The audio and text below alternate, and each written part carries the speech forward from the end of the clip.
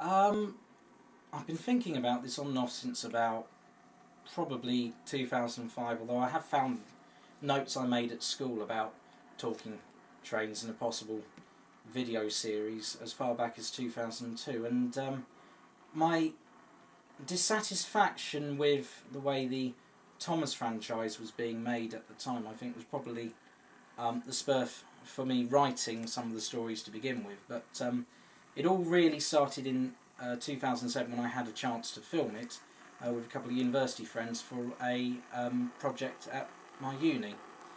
And we had several ideas on the board.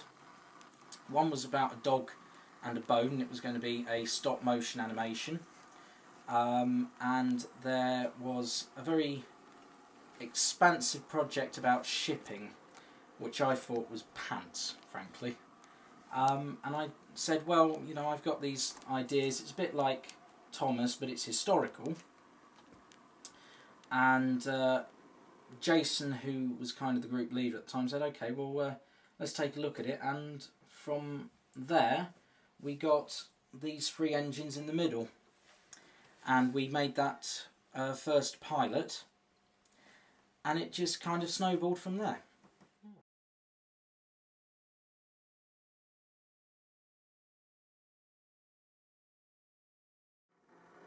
The series came to the point it is now through a couple of minor things. We folded the team in early 2008, and I took complete creative control, owning all the copyrights and storylines to my characters. And the set was redeveloped 3 times now in order to film certain sequences. The main thing about this show that has really managed to get us up to this point is the research that goes into each and every episode. So, for example, in the Day of the DELTIC episode, I had an idea of what Copley Hill should look like, and we adapted accordingly. It wasn't quite correct in that one.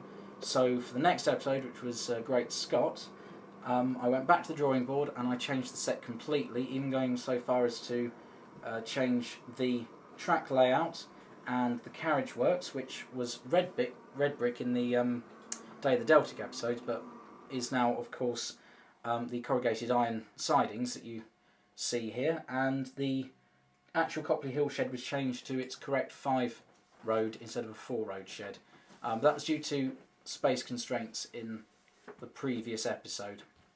Where we're at now, we're developing a means of chroma keying in new backgrounds, so hopefully the overall look of the series will be invigorated. We're making new faces with new expressions for all of the engines, and I think in a year's time it will be unrecognisable from the very first episode in terms of its visuals, its soundtrack and its audio quality.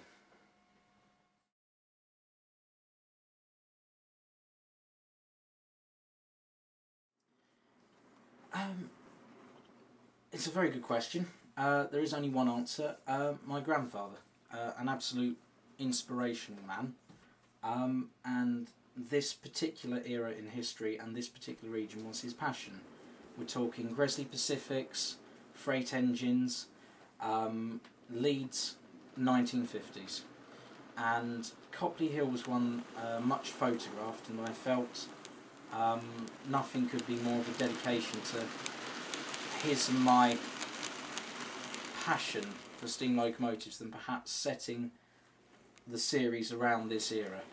And more than that, actually, Copley Hill was a hub of activity. It was a running shed between 3 main lines that formed the Wortley Triangle, and you got locomotives of all different variations appear. So we can even see in just this one shed scene, we have a J39060, we have Gresley Pacifics and a Peppercorn, a Suburban 262 tank, the V2s, and of course, probably actually not seen very often, and certainly not 61572 in reality, the Holden B12s, but you would have seen lots of locomotives of LNER vintage in and around this era and area, and I felt the diversity of the traction and of the people and the place just made it such an enticing thing to really dig your teeth into in terms of writing. The series originally, due to edits we had in the director's position in the first 5 episodes, meant that Copley Hill itself was never actually named until at least episode 8, I think it was, and that was kind of my decision after 5, because I wanted us to kind of arrive in this place and gradually build our way into it. If it had been up to me, it would have been Copley Hill from the beginning. As it was just a yard on the eastern region in the first few episodes, and it appeals. I think it has a timeless appeal, and that's why I pushed for it.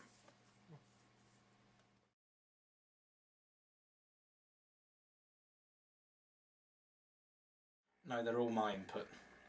Every single one of the characters, aside from the obvious character competition characters, they are my own creation.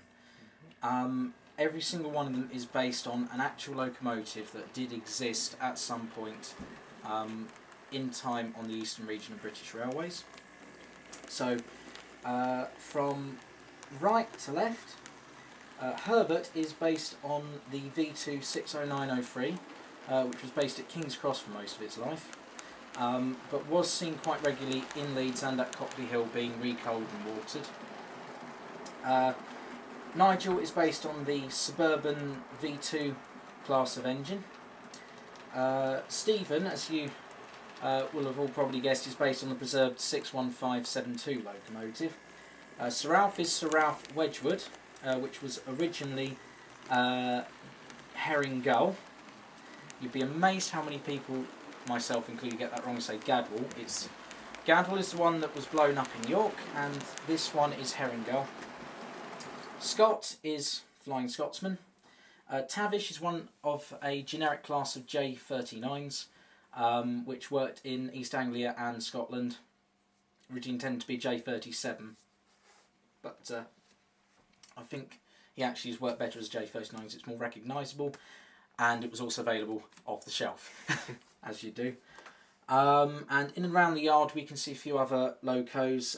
We have a K3, one of Herbert Nigel Gresley's first designs, a J50, one of Gresley's tank engine designs, the Lone W1 locomotive, which was one of his prototype designs, and in the corner a D16/3.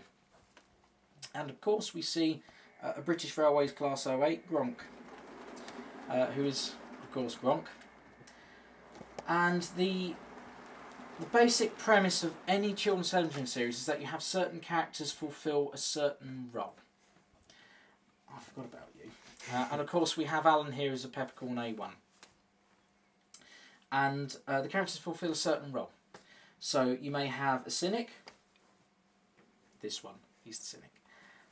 You have a wise old sage, who I've always felt is Stephen, being technically the oldest. You have someone who perhaps thinks he's above his station, no pun intended, which is of course Sir Ralph and Scott together, but in different ways. And then you have the youngsters, who are Herbert and Alan, two locomotives that kind of really did epitomise the workforce of the British Railways Eastern region in the 1960s. I mean, the Peppercorn A1s were the top link, and the V2s were the top mixed traffic link. We're going even up until about 1964, when most of the V2s and the A1s were being retired, withdrawn and scrapped. They were still pretty much the mainstay of most of the services in British Railways Eastern region at that point. Even with the hundreds of diesels kind of flourishing. I mean, the Class 40s, for example, and the DELTIC diesels coming onto the express passenger work. Steam engines really did kind of keep the gritty, dirty jobs right up until the end, but they'd always been good at that, so we write about them. Stephen was an absolute necessity because I remember quite a lot of stories my granddad told about the Wandering 1500 tour.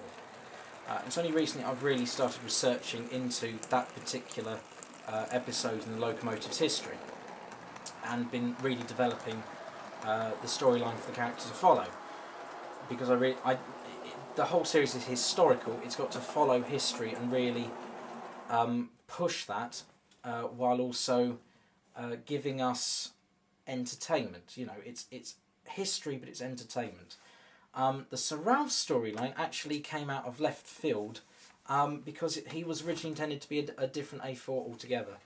I had originally envisaged it being Sir Nigel Gresley, and it was going to be another preserved engine, but when I was first kind of scripting the first 10 episodes back in early 2007, I thought about it carefully and came to the conclusion that, with the exception of perhaps Scott and a Diesel character which you know would survive, and at that point I hadn't thought of Gronk at all, it would be much more poignant for the series to end knowing that only one locomotive really was probably going to survive. Thousands of steam locomotives were culled in the 1950s and 60s, and with it a lot of the jobs of the ordinary cleaners and drivers and firemen, shunters in the dieselisation modernisation programme. And on that basis I felt that having the A4 as another character that would survive would be a bad choice. So I looked about, and there were two choices.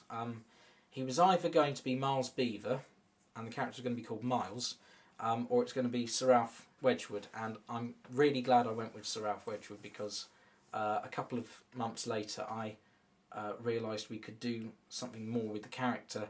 And just prior to filming the first episode, I and a friend of mine called Jason went through the scripts and edited it accordingly so we could include the subplot which would lead up to the legacy of Gadwall and the Baedeker Blitz scenes at York Station. For the other characters, it was fairly innocuous. They were off-the-shelf locomotives that we could find from Bachmann or Hornby, whatever was available, but were definitively Eastern region. There are only two Hornby models that work in this lineup, Scott being an unpowered Flying Scotsman model, so the A4 and the B12. The rest are all off-the-shelf Bachmann models. And in fairness, it could have been a very different scene and we could have had a very different take on it. A friend of mine suggested that I change the main Pacific character, because originally we were going to have Stephen as the main character, and you would have the two periphery kind of friend characters were going to be Sir Ralph and Arthur.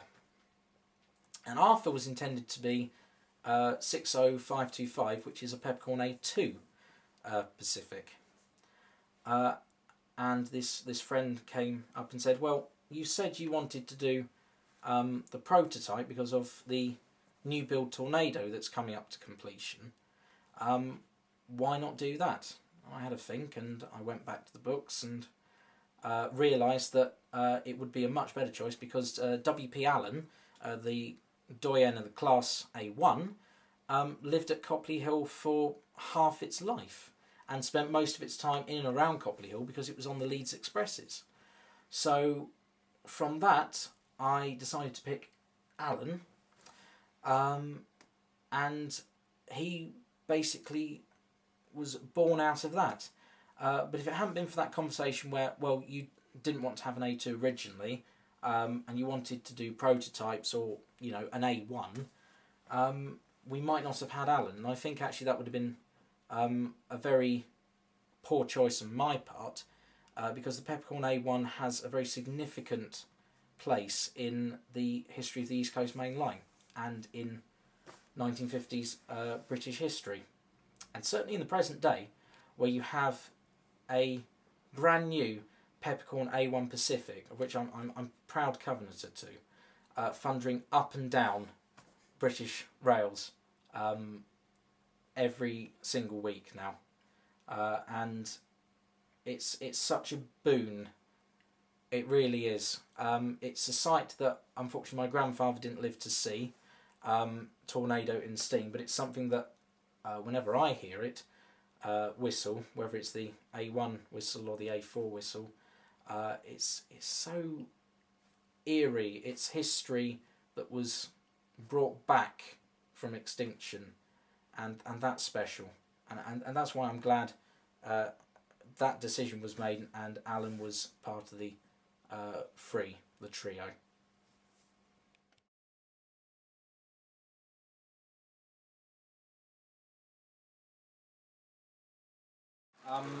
I don't have any personal favourites. Much like a very respected and much loved author, these guys have become a family to me. These characters control your thoughts, you dream dreams for them, you live storylines with them, and you, even when you write the final episode, these guys, you cry with them. You know, when you have something so close to your own personality, something that you work with every single day, it's so easy to get lost in this little world. But no, I don't have any favourites. As for favourite episodes, I think Fowler's Ghost speaks for itself. It was a Halloween episode last year. It's the last episode to date, but we have 17X, which is the competition prize episode, and then 18 are in production as we speak.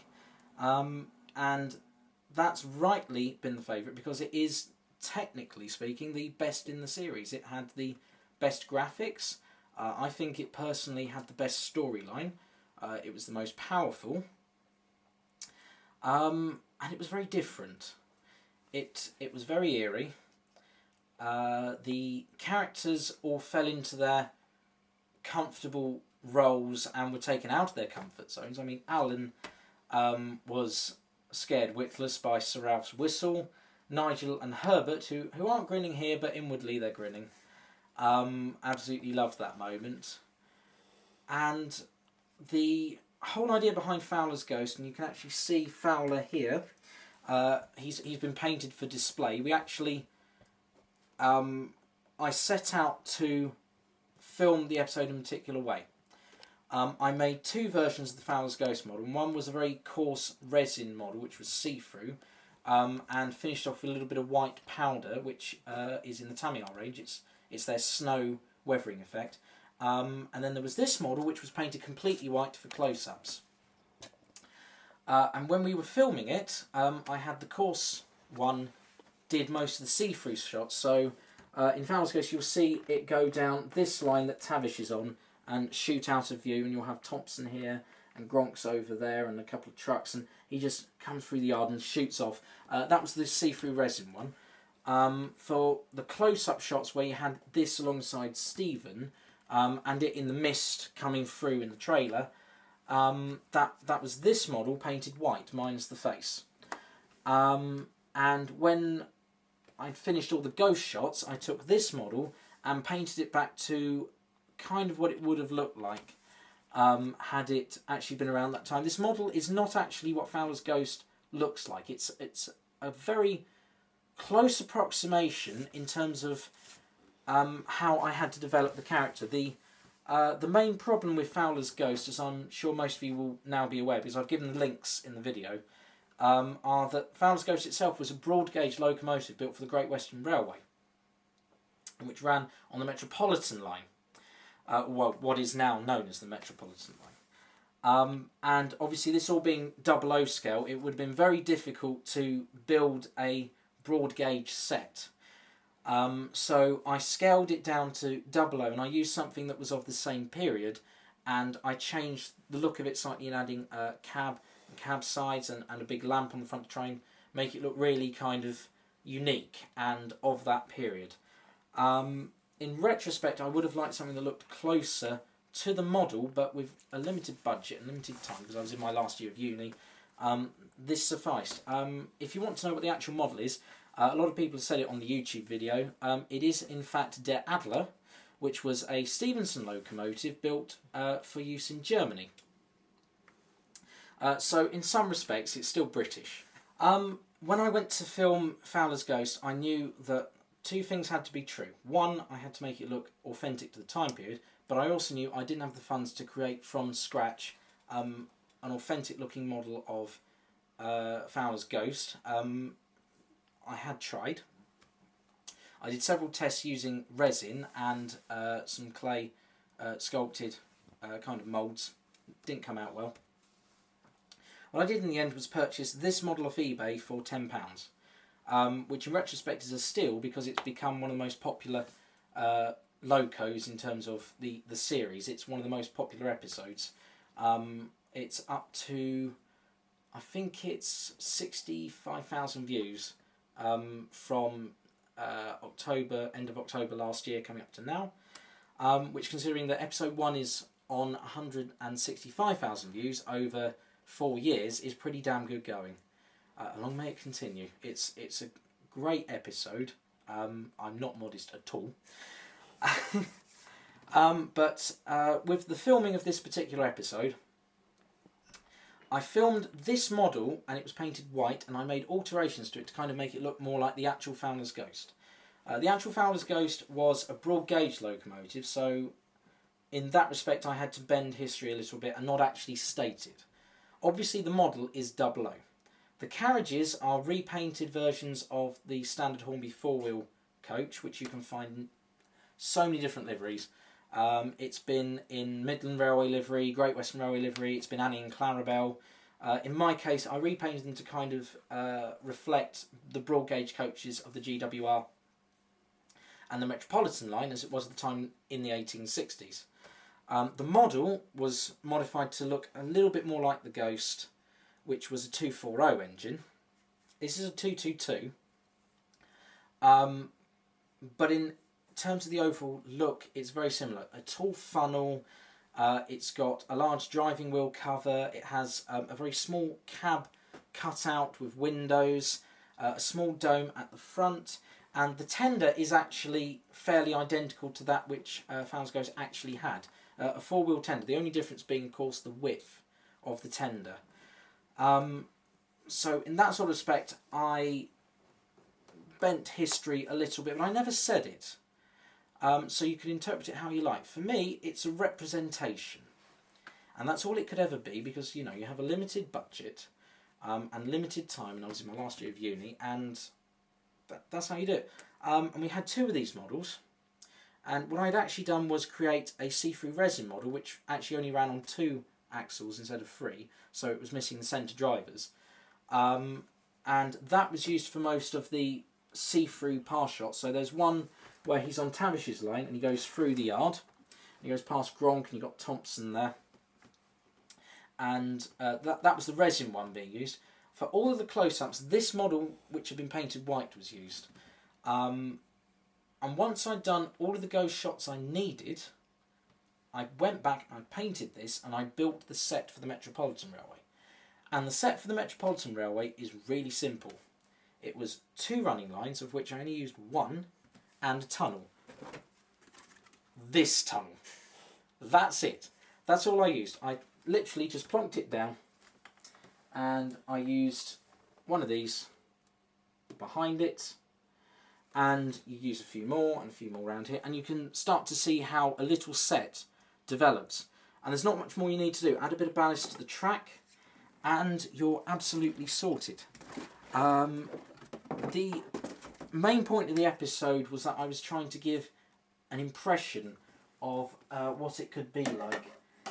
And I think we achieved that. I think we achieved an 1860s look from that very short piece. We had an idea, myself and a good friend of mine who talks me through most of these, well, 2 actually, Doug and Sean. And one of the things I was really struggling to get to grips with was the idea that I had to have human characters on that particular set, and I wanted to show Fowler. And at this point I'd like to say that my representation of Fowler, the person, the engineer, within the episode is not necessarily historically accurate. In that respect, I wanted it to make a good story. the facts we knew are the locomotive did not work. It did 2 failed test runs, and he stored it for a long period of time in one of the tunnels on the underground, and then it was later cut up and scrapped, and the rest sold for spare parts. And from that you extrapolate an actual story in which you have Fowler's ghost, because that's what it became known as. It was known as Fowler's ghost not because it was an actual ghost, but because no one had ever seen it. No one knew what it was, what it looked like, for 40 years or more. And I can thoroughly recommend a book called The Chronicles of Bolton Sidings, where you can find the drawings. And thanks to Doug, because he's the one who found those drawings for me. So talking about it with Sean and Doug, I decided that I would use kind of cardboard cutouts for the characters, kind of old Victorian puppet theatre kind of style. And I think it worked quite well. It didn't look perfect, but that's not what I was going for. I was going for something that was a representation of the time. And I personally think I captured that. Now, with regard to the other one, which is DELTIC here, the other popular episode, Day of the DELTIC. Oh, he's cross from me now, taking too long to talk about him. Oh, he's going. He's going. He's very cross, DELTIC.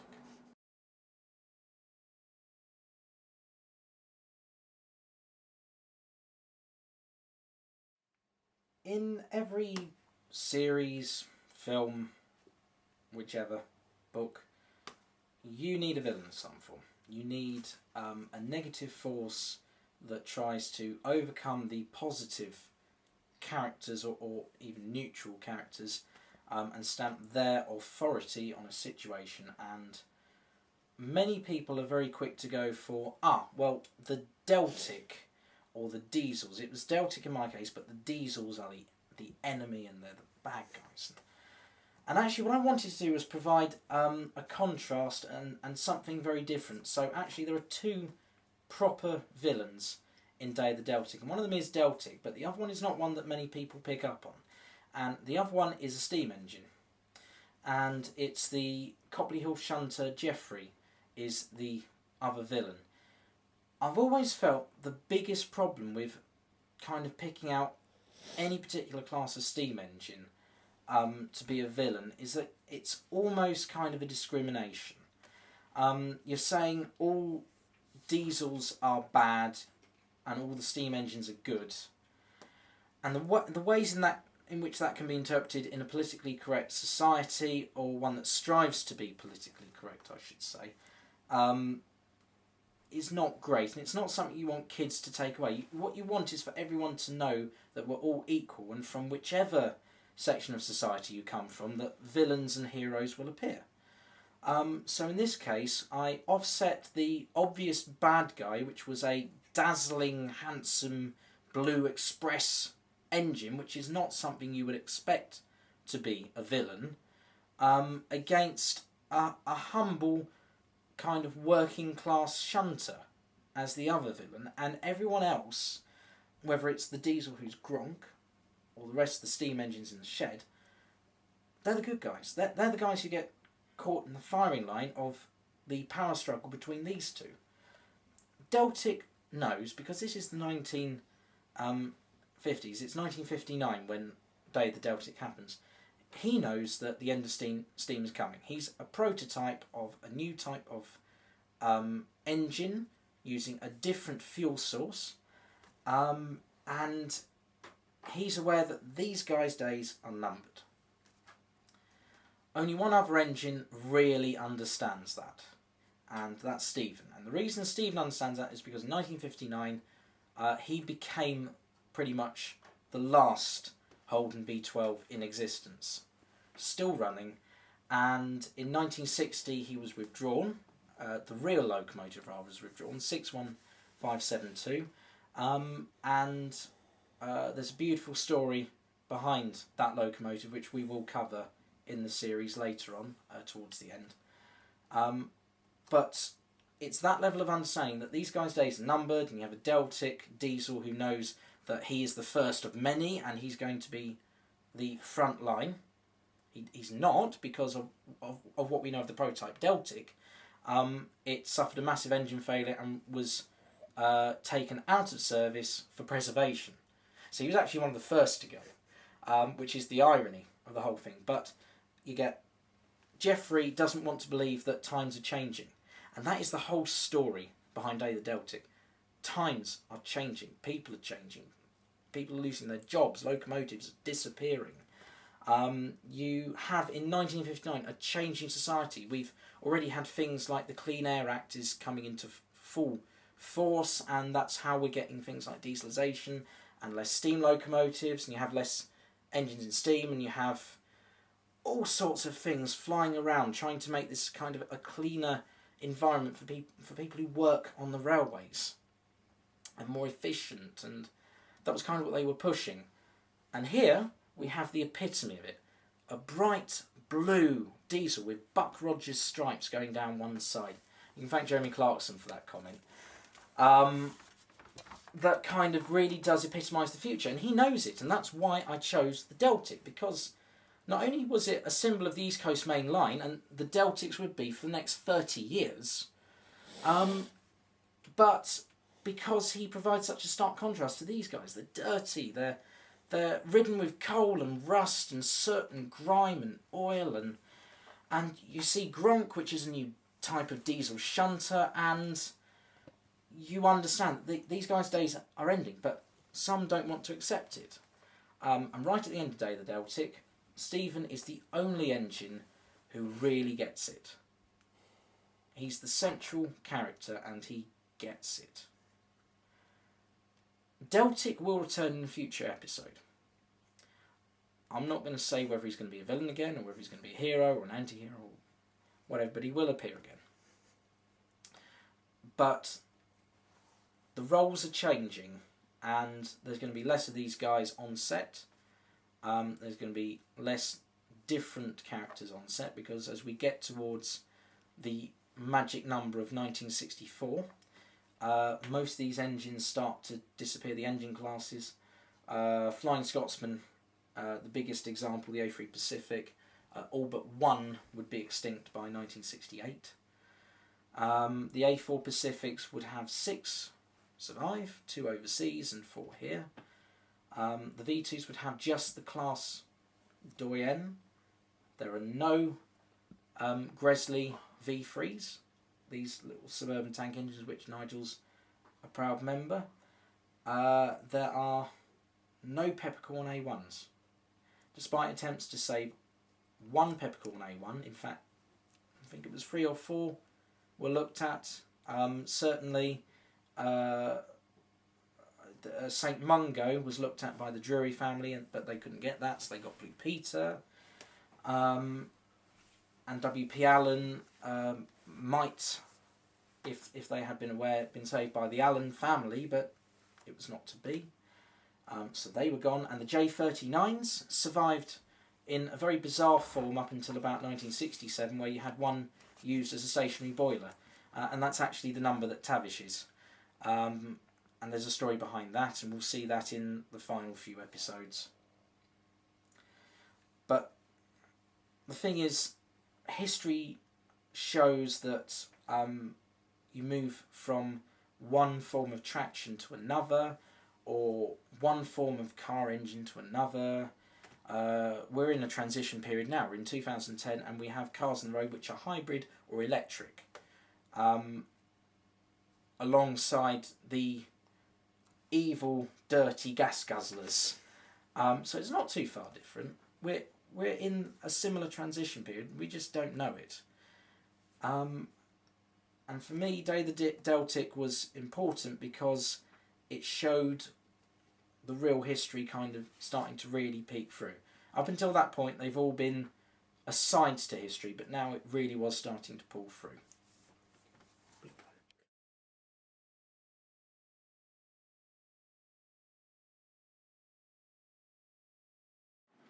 Well, the future of this is entirely dependent upon people watching this and then asking that question. And that question is, when is it going to be a book? I've been talking to publishers for a couple of years now. I got very far with one, only to be disappointed later on. I will never name any names because, you know, the people I dealt with always were very lovely people, but it's just one of those situations where we are in an economy which has not been doing very well. It's doing better now, and at the time it was just one of those things. But the more people say, are you ever going to release a book? Could you release a book? I want to buy a book.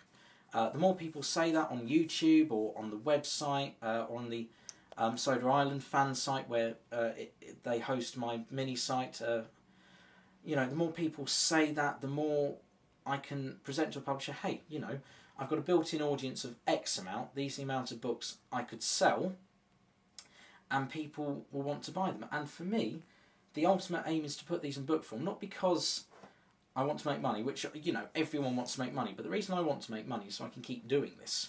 And, you know, I think there's one man who we all know who wrote it for his son, and I would love to, in years to come, be writing this for my own children and just for children generally. You know, I think there's something inherently good in what I'm trying to do here and what other people have been doing with their stories. Their original concepts, their historical takes, or you know, there's something very powerful about the written word, and in that respect, people have to keep asking for it, but they also have to keep watching because whatever happens on YouTube with the stories, and when and if we get to the last one, the stories in the books will never be quite the same because they will be exactly as I originally intended them. On the 30th of October last year, I uploaded Fowler's Ghost, and I felt very much buoyed by the fact that what I had created was, I felt, better than a lot of the things you can see on YouTube at the time. That has always been my aim. I've wanted to push the boundaries of what we're doing. There's one person I know on SiF who is currently working on a couple of productions in O scale and G scale, and I guarantee you, whatever you see here, he's just going to railroad over in terms of the production values of his pieces. But that's what you've got to do. On YouTube, you can't be satisfied with just chucking a model on some track and running it around saying that's a train and then adding some sound effects. You've got to really push the boat out, which is why I went for new smoke effects over the last 6 or 7 episodes. That's why when I went to make the cliffhanger ending for episode 9, I said the next one has got to be longer. It was a half-hour special. I found copyright-free footage and music and this, that and the other, and you can find the director's cut on YouTube of the Legacy of Gadwall. But you've got to keep pushing the boundaries, otherwise you don't improve, and you don't... It's not about impressing people. It's actually about knowing that you can do better. I've always said that I'm limited, but you find new ways of dealing with things, and when you've got as good friends as I have in and around the Sodor Island Forums, or the Permanent Way Model Forums, or RM Web, the LNER Encyclopedia Forums, you know, all those sort of places, or in real life, the Great Central Railway, the A1 Steam Locomotive Trust, my friends, you have to say to yourself, right, actually, I've got all of this knowledge that's been given to me freely and happily, and I have to take it and make it something of it.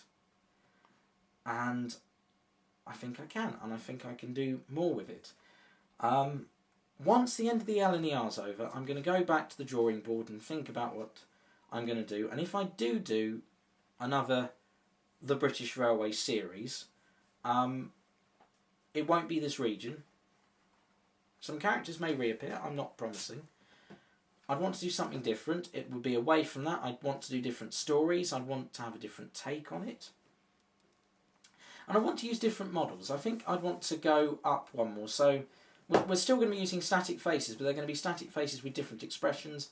Maybe I'd want to try some sort of a 3D animation for the faces.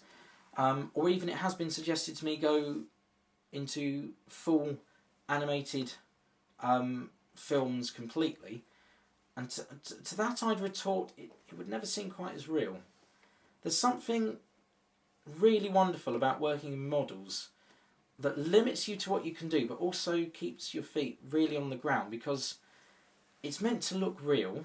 And okay, they've got faces, they don't look that real, apart from that, you know, the models are super detailed historical models, but you believe it more.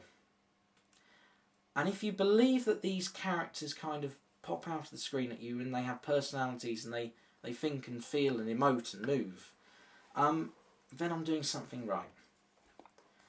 I've always had at the back of my mind, you know, my godson Geraint loves Thomas the Tank Engine, and I was disappointed with the way Thomas was going, so I wanted to do my own. And I think in years to come I can be proud of what I've produced here, because I said, talking trains, fine. How can we make this relevant to today's society while also looking back and learning from history? And how, if people think I've done that, then I've succeeded. If not, then I need to work harder. And hopefully in 17X and 18 you'll see that.